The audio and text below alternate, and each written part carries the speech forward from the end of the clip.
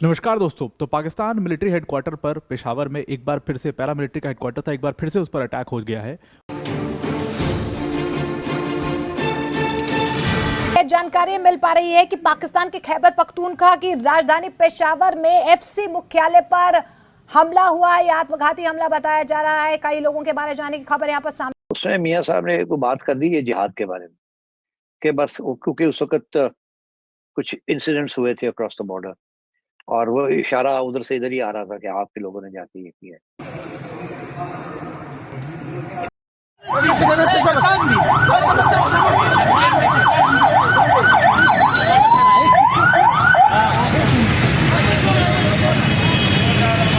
नहीं, देखें, बॉर्डर पे टेंशन तो डेवलप हो रही है। अगर हम उससे अपने आप को नज़र हटा लें और हम कहें कि जी किधर भक्ति हैं, तो हम अपने साथ जो है ना ज्यादती करेंगे। आपको याद होगा, आप पठानकोट जलंधर वाला आपको याद है जी तो उस वक्त मियां साहब ने फिर ये कहा कि यार बस करो एंड ही लुक्ड एट उस वक्त के जो डीडीआई से, तो उनके यार अब बस करो तो वो नाराज हो गए इससे और नाराज हो गए और उस जाके रिपोर्टिंग कर दी कि जी ये देखो जी प्राइम मिनिस्टर साड़ी जिहाद दे उत्ते अखा कटदा है और ये करता है वो। और उसके बाद मियां साहब की कोशिश थी कि इंडिया के साथ स्टिच अप कर दिया जाए। अभी ये उस वक्त ये नहीं हुआ था 2019 में जो हुआ है कश्मीर का सारा। नरेंद्र मोदी तैयार था कि नॉर्मलाइज करने के लिए। इंडिया के अंदर जो कर रहा था वो करना ही था मगर पाकिस्तान के साथ वो आगे बढ़ना चाहता था बिकॉज उसका ख्याल था Nawaz Sharif genuinely wants to normalise, मगर एस्टैब्लिशमेंट तैयार नहीं थी उस वक्त। तो वो नाराज हो गए। आपको याद है वही तो रिजेक्टेड वाली जो सारा कुछ मामला जो हुआ जी और कुछ जर्नलिस्ट के ऊपर भी क्रैकडाउन हुआ और अखबारों के ऊपर भी जिन्होंने ये बात कही थी। तो मियां साहब ने वो कह के और वो एफआईआर कटवा दी अननोन पर्सन्स के ऊपर के यहाँ से कोई गए थे वगैरह। बड़े नाराज थे ये आपने क्या किया। मगर उसके बाद इनको ये एहसास हुआ कि अब जब जियो इकोनॉमिक्स करनी है और हाइब्रिड रेजीम करनी है तो फिर एफएटीएफ के अंदर से ऑफ निकलने के लिए ये सब कुछ करना पड़ेगा। जब नवाज शरीफ ने ये कहा तो उस वक्त तैयार नहीं थे, मगर बाद में एहसास हुआ। ये वही बात है कि जी बाद में इनको एहसास होता है।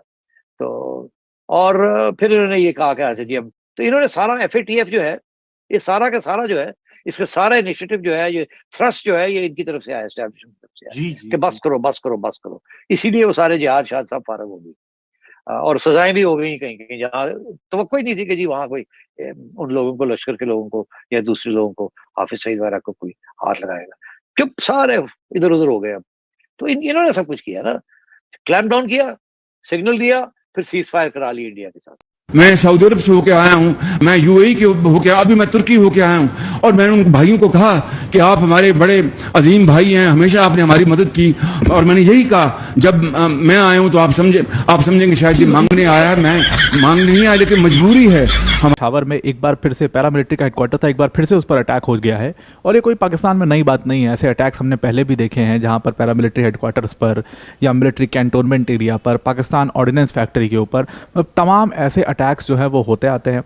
पाकिस्तान में एक पूरी ही जंग पाकिस्तानी एडमिनिस्ट्रेशन, पाकिस्तानी सरकार के खिलाफ या पाकिस्तान आर्मी खास तौर से इनके खिलाफ एक पूरी जंग छेड़ चुके हैं कई सारे ग्रुप्स, जिसमें सबसे पहला नाम जो बलूचिस्तान लिबरेशन आर्मी का आता है, उसके टीटीपी का नाम आता है और भी ऐसे उनके मतलब ऐसे कम से कम 20 ऑफ शूट्स हैं उस पूरे टीटीपी के, ऐसे 10-12 ऑफ शूट्स हैं जो एक्टिवली इस समय पाकिस्तान की मिलिट्री से लड़ रहे हैं, जो एक्टिवली पाकिस्तान की पैरामिलिट्री से लड़ रहे हैं।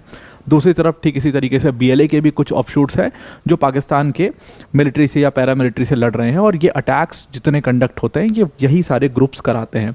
कई सारे ऐसे ट्राइबल ग्रुप्स भी हैं जो इस समय पाकिस्तान के मिलिट्री के खिलाफ हैं और पाकिस्तान के मिलिट्री से लगातार लड़ रहे हैं और इसीलिए ऐसे अटैक्स हमें देखने को मिलते हैं। तो पेशावर में अटैक हुआ है, 2 सुसाइड बॉम्बर्स ने गन सुसाइड बॉम्बर्स गए, पहले उन्होंने फायरिंग की खूब और उसके बाद 2 बड़ी ब्लास्ट के साउंड्स वहाँ से आए हैं। कई सारी वीडियोस ट्विटर पर वायरल हो रही हैं। डिटेल में इसको समझते हैं, कहाँ पर हुआ है, कैसा हुआ है, कैसे किया गया है। गनमैन वहाँ पर आए जो कि प्रोबेबली सुसाइड बॉम्बर्स थे और बहुत सारी वीडियोस उसकी वायरल हो रही है, कुछ सारी वीडियोस यहाँ पर भी लगाई गई हैं। तो वहाँ पर पहले उन्होंने पूरी फायरिंग करी। जो रिपोर्ट्स आई हैं रॉयटर्स की, ऑल्दो पाकिस्तान की जो आर्मी है या पाकिस्तान का जो फॉरेन मिनिस्ट्री है वो इसके ऊपर कोई भी स्टेटमेंट देने से बच रहा है, होम मिनिस्ट्री इसके ऊपर कोई भी स्टेटमेंट नहीं दे रहा है, मिलिट्री का भी कोई भी ऑफिशियल स्टेटमेंट नहीं आया है, लेकिन ये रिपोर्ट रॉयटर्स ने भी छापी है और पाकिस्तान के बहुत ही प्रतिष्ठित या आप कह सकते हो पाकिस्तान के वन ऑफ दी बेस्ट सर्वश्रेष्ठ न्यूज़ एजेंसी द डॉन ने भी इस रिपोर्ट को छापी है, तो पुख्ता रिपोर्ट है। और जो तस्वीरों में दिखाई भी दे रहा है कि वहाँ पर पूरी तरीके से जो गाड़ियाँ आसपास वो उड़ी हुई हैं, जो गेट है वो उड़ा हुआ है, ये सारी चीज़ें यहाँ पर इस तस्वीरों में भी नज़र आ रही है। तो आर्म्ड गनमैन आए, पैरामिलिट्री हेडक्वार्टर्स के गेट के सामने खड़े होकर के फायरिंग करी और उसके बाद 2 बड़ी ब्लास्ट की साउंड आई, जिसमें कहा जा रहा है कि 3 से 4 लोगों की डेथ हो गई। ऑल्दो ये नंबर और बड़ा हो सकता है। एक ही ऑफिशियल स्टेटमेंट हमारे पास जिसके बेसिस पर हम कह पा रहे हैं कि 3 से 4 लोग की उसमें डेथ। अगर हूँ या यहाँ से आप VPN लगा के इंडिया आप अपने आप को साइन करके आप स्क्रॉल करें तो आपको मोदी का ना फकत अच्छा फेस नजर आएगा बल्कि ये नजर आएगा कि मोदी ने कितनी डेवलपमेंट की है और मोदी की वजह से इंडिया ने कितना ग्रो किया है। सर यूट्यूब पे मोदी साहब का चैनल देखिए 25 मिलियन का है, एक्स के ऊपर सबसे बड़ा चैनल है। बिल्कुल वर्ल्ड लीडर का अगर कभी कभी इस तरह दुनिया के अंदर स्टडी होती है या फिर